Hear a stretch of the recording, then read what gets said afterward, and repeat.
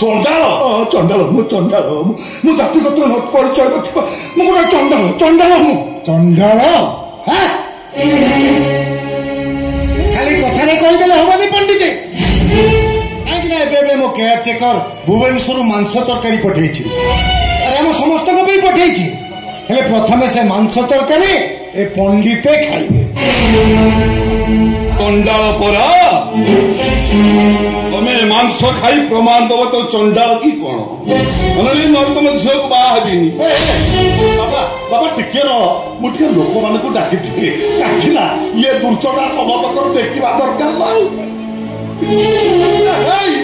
ରାସ୍ତାରେ କିଏ ଯାଉଛବେ ମୋ ଘରକୁ ଆସବେ ଦେଖିଯିବ ବାପା ତମ ମୁଣ୍ଡ କଣ କିଛି କାମ କରୁନି ମୁଁ ସରପଞ୍ଚଟି ଆମ ଦାଣ୍ଡରେ ପ୍ରାୟ ସବୁବେଳେ ଲୋକ ରାତ୍ରି ପଣ୍ଡିତ ଏବେ ଚଣ୍ଡାଳ ସେ ମାଂସ ଖାଇବେ ଖାସି ମାଂସ ପତରଖିଆ ଖାସି ପଣ୍ଡିତ ହଁ ମୋର ସେଇ ଆଫ୍ତାର ଖା ମନ ଧ୍ୟାନ ଦେଇ ଚାଲିଛି କେତେ ଶ୍ରଦ୍ଧାରେ ସେ ଭୁବନେଶ୍ୱର ମୋ ପାଇଁ ପଠେଇଛି ପଣ୍ଡିତ ମାଂସ ଖାଆନ୍ତୁ ଆରେ ଖାଆନ୍ତୁ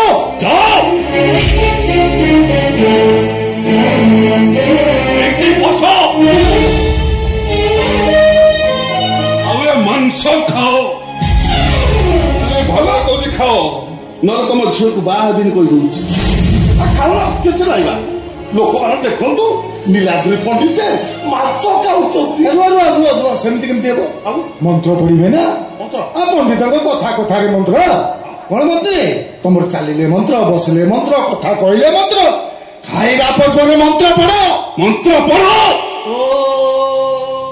सहना भवतु सहनौ भुनक्तु सह वीर्यं करवावहै तेजस्विनावधितमस्तु मा विद्विषावहै ॐ शान्ति ॐ शान्ति ॐ शान्तिः ब्रह्मार्पणं ब्रह्मवि ब्रह्माग्नो ब्रह्मणभूतम् ब्रह्मेव तेन गन्तव्यम् ब्रह्म कर्म समाधिनः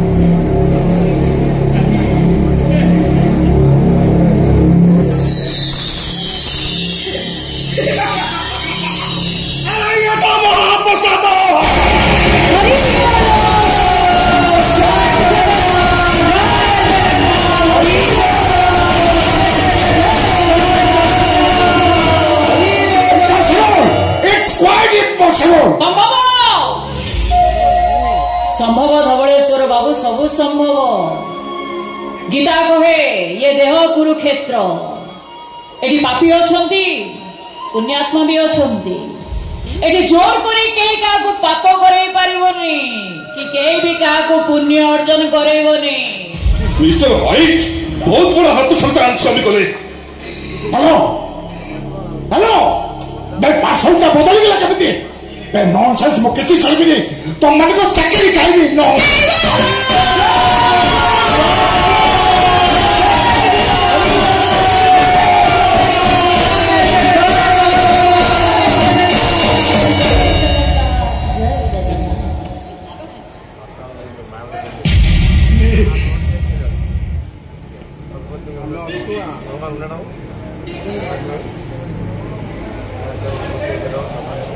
किए तू मंत्र पढ़िले अभक्ष भी महाप्रसाद से तुलसी नमा बिना तुलसी रे प्रसाद महाप्रसाद हुए सत आज तुम जो मो घर मोरी पाखे मो परिवार सहित तुलसी घर को डाकुଛନ୍ତି खुशी हो ना आज आम आम घरे समस्त सहित मिलमिशी रहा हाँ मु तुम दिजन हाथ धरी मो दांड में चल मो घर को नेबी आ समस्त देखिए कहे देख ନୀଳାଦ୍ରି ନନ୍ଦ ଶର୍ମା ତା ପୁଅ ବୋହୂକୁ ହାତ ଧରି ଘର ଭିତରକୁ ନେଇ ଯାଉଛନ୍ତି। ଆସ ଆସ। କିନ୍ତୁ କାହିଁକି ଆମକୁ ନେବେ? ତୁଳସୀ, ମୁଁ ମାନୁଛି ଜଗୁନି, ତମ ନନା ମତେ ତମ ଘରକୁ ନେଇଯିବେ, ତାପରେ ତମ ଦିଅ ପତିତ ପାବନ କଣ ହବ ତାଙ୍କର? କେମିତି ପୂଜା ପାଇବେ ସେମାନେ? ତମେ ଆମ ପତିତ ପାବନକୁ ପୂଜା କଲେ ମୁଁ ମନା କରିବିନି ବୋହୁ ମା। କିନ୍ତୁ ସେଇଟା ତ ଆପଣଙ୍କ ଘର କଥା। ମୋ ଘର କଥା ମୁଁ ନିଷ୍ପତ୍ତି ନେବି, ମୁଁ ନେବି। ଶ୍ରୀମନ୍ଦିର ଭିତରକୁ ଆପଣ ମତେ ନେଇ ଯାଇପାରିବେ? ଗରୁଡ଼ ପଛରେ ଠିଆ କରି ଚତୁର୍ଦ୍ଧା ମୂରତିଙ୍କୁ ଆପଣ ମତେ ଦର୍ଶନ କରିଦେଇ ପାରିବେ? ଆନନ୍ଦ ବଜାରରେ ବସେଇ ଅଭଡ଼ା ମୁଠେ ମତେ ଖୁଆଇ ଦେଇ ପାରିବେ? ମୋ ନନା ସବୁ ପାରିବେ, ସବୁ ପାରିବେ। ମୋ ନନା ତମକୁ ନିଶ୍ଚୟ ଶ୍ରୀମନ୍ଦିର ଭିତରକୁ ନେଇଯିବେ। ନା, ସମ୍ଭବ ନୁହେଁ, ଅସମ୍ଭବ। ଆପଣଙ୍କର ସେ ଅସମ୍ଭବକୁ ମୁଁ ବି ସମ୍ଭବ କରିବାକୁ ଚାହୁଁନି, କାରଣ ଭଲ ଭାବରେ ଜାଣିଛି ମୁଁ ଯଦି ଶ୍ରୀମନ୍ଦିର ଭିତରକୁ ପଶିଯିବି ତାହେଲେ ଜଗନ୍ନାଥଙ୍କର ଆଉ ଗୋଟେ ନାଁ ପତିତ ପାବନ କାହିଁକି ହବ? କାହିଁକି ମୋ ପରି ପତିତ ମାନଙ୍କୁ ଦର୍ଶନ ଦେବା ପାଇଁ ସେ ବର୍ଷକୁ ଥରେ ବାହାରକୁ ଆସିବେ? ଶ୍ରୀମନ୍ଦିରର ନେତର ନା ପତିତ ପାବନ ନେତ କେମିତି ହବ? ତୁଳସୀ, ନନା ସିନା ଶ୍ରୀମନ୍ଦିର ଭିତରକୁ ନେଇପାରିବେନି, ନନା ପରା ଆମ ଘରକୁ ଡାକୁଛନ୍ତି। ତମ ଘର ତମ ପାଇଁ ଶ୍ରୀମନ୍ଦିର ସହିତ ସମାନ ଜଗୁନି, କାହିଁକି ନା ପିଲାଟି ଦିନରୁ ତମର ସେଇ ଘର, ସେଇ ଅଗଣା, ସେଇ ପତିତ ପାବନଙ୍କ ଗମ୍ଭୀରକୁ ମୁଁ ସ୍ୱପ୍ନରେ ଦେଖି ଆସିଛି। ବରଂ ଭଲ ହବ ସାରା ଜୀବନ ମୁଁ ତମର ସେଇ ଘରର ତଳ ପାହାଚରେ ରହିଯିବି, କାହିଁକି ନା ମୋ ପରି ପତିତ ମାନେ ସବୁବେଳେ ବଡ ଠାକୁରଙ୍କ ବଡ ଦାଣ୍ଡରେ ହିଁ ତ ରୁହନ୍ତି ଜଗୁନି, କେବଳ ବଡ ଦାଣ୍ଡରେ ହିଁ ରୁହନ୍ତି।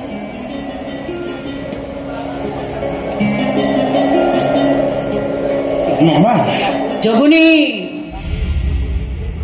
ମନେ ଥାଏ ଯେମିତି ତମେ ପତିତ, ବିଧର୍ମୀ, ଅଛୁଆଁ, ଛୁଅନି ତାଙ୍କୁ, କାହିଁକି ନା ସିଏ ବ୍ରାହ୍ମଣ, ତମେ ପତିତ।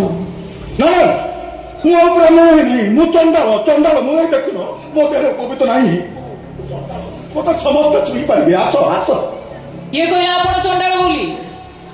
ଦେହରେ ଉପବିତ ନଥିଲେ ବି ଆପଣ କଣ ବ୍ରାହ୍ମଣ ନୁହନ୍ତି?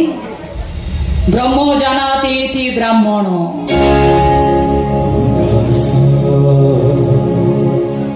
ତୁ ଜଗନ୍ନାଥ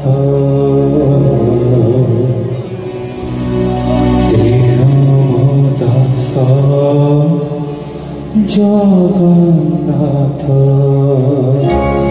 ସଂସାରେ